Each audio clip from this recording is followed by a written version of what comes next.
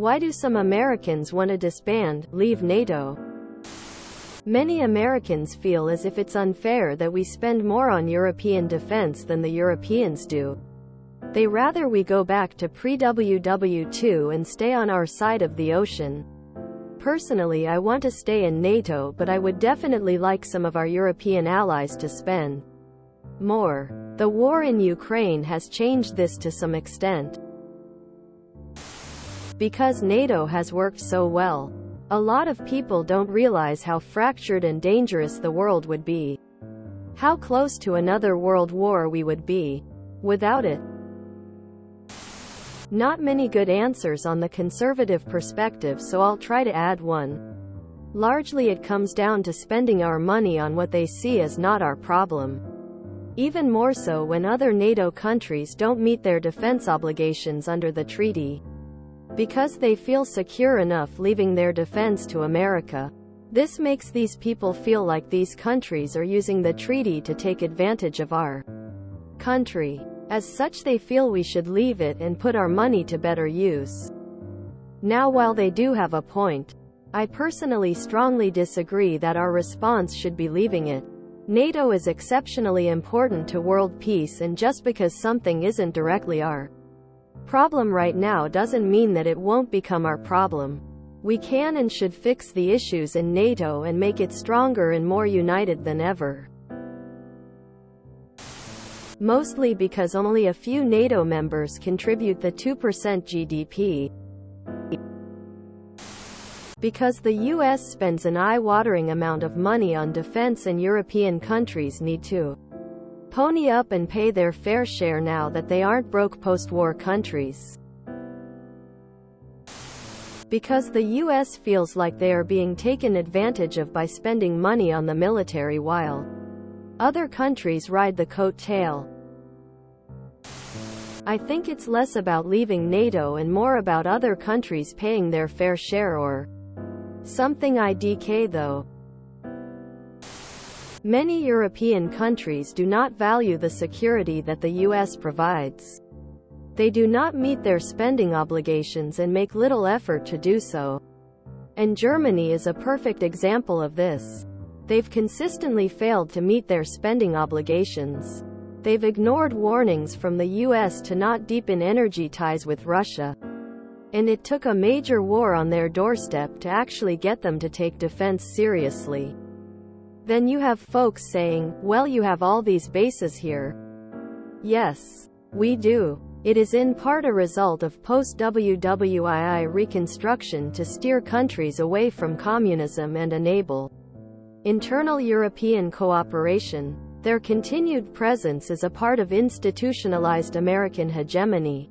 But a part of the reason you see the US act unilaterally so often is not only because it has the capacity to do so, but because European allies often refuse to join in security actions.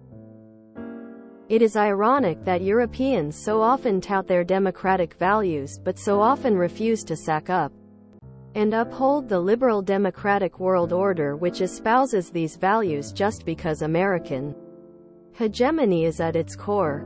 It is also mildly infuriating that Europeans, who fully benefit from American security policy and defense spending, talk down on the US for its flaws, which we are pretty open about. Something you don't have free healthcare. Something you have school shootings. Something you have a lack of transit-oriented infrastructure. There's always something. It's contemptible. Even though American and European security interests often align, things are often made out to be exclusively American interests. The US is so often left to fight Europe's battles that Europe has forgotten that it's their battle, too. Even though cooler, more informed heads have prevailed with NATO, it is perfectly understandable why so many Americans have a negative view of it and our European counterparts. Because Europe decided they don't need to defend themselves anymore. Most NATO militaries are combat ineffective.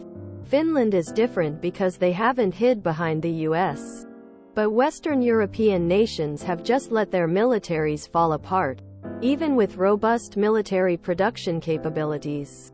Most of them don't even have the logistics to field a single battalion capable of going on the offense. Look what Russia can do with military production of drones and other things. The EU's defense spending is $200 billion a year, 2x Russia's. And they can't even pump out cheap drones. After this is all said and done, I'd definitely amend NATO so that Article 5 doesn't apply to those who don't spend 2% of GDP.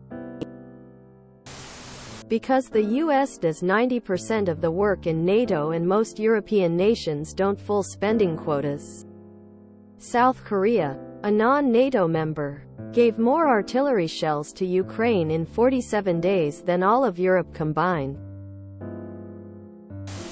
Because America is one of the few nations that fulfills the requirement to spend X% of GDP on defense, so there is this idea that other countries in NATO aren't footing their share of the bill for everyone's mutual protection. It's dumb, but that's the reason as far as I'm aware. I don't agree with leaving NATO. That would have terrible consequences. But we get snubbed internationally for acting like the world's police when they don't spend on military. Because they rely on our military protection if something happens. We spend so much of our budget on the military. Russia would love to see NATO break up. Russia has also put a lot of funding behind certain demagogue politicians to say US should pull out of NATO. Followers of these demagogues will repeat whatever they say. I can only offer my perspective. It seems like no matter what the US does, a lot of our closest allies hate us. This doesn't apply only to European countries. Other English-speaking countries with similar histories and cultures like Australia are rabidly anti-American. So a lot of people here have the mentality of, why bother? These countries hate us anyway. So why should we continue to defend them? So much of the money that's spent on military bases overseas could be used to improve healthcare, education and infrastructure back home. They feel that the US has put more into it proportionally than the other countries have, despite its intention being to protect Europe. Never mind that the single solitary time it has been invoked was to retaliate in support of the US. The other countries aren't contributing enough. First of all, I am an American who supports NATO 100%. That being said, one reason some Americans want to leave is because America is the nation that benefits from NATO the least. We can defend ourselves perfectly well. We don't need NATO for anything. Yet America is the nation that contributes the most to NATO. America is 7,000 kilometers away. Yet we are the majority of NATO spending and weaponry, and we give the most weapons to Ukraine, even though Ukraine is much closer to Finland or any other European nation than the USA is. Most Americans feel that we spend too much to protect Europe, which is why they are able to spend on free Medicare, transportation infrastructure, etc., and not to mention not adhering to the 2% allocation to their military.